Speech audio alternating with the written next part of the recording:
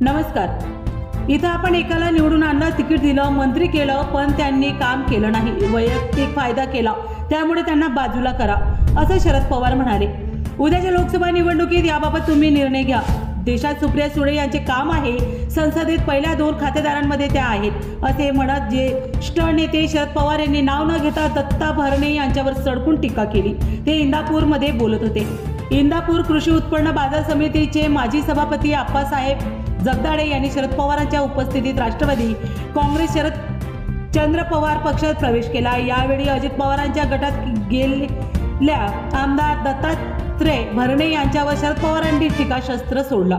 शरद पवार पुढे म्हणाले, तुतारी लक्षात ठेवा, नवीन चिन्ह आहे, सगळीकडे पोहोचवा. ज्यांचा सहकारी संस्थेस चांगला लौकिक आहे असे आप्पासाहेब जगदाळे आपल्याकडे आले आहेत. देशात लोकसभा निवडणूक आहे, यावेळी लोकांची मनस्थिती वेगळी आहे.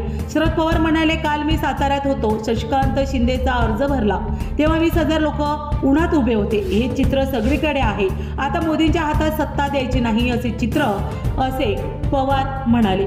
तर तुमच्या प्रतिक्रिया कमेंट बॉक्समध्ये लिहून नक्कीच सांगा. हे राज्य एकनाथ शिंदेच्या हद्दीत जाईल की शरद पवारांच्या? तुमच्या कमेंट मला नक्की कळवा. पुन्हा भेटूया. जय हिंद, जय महाराष्ट्र.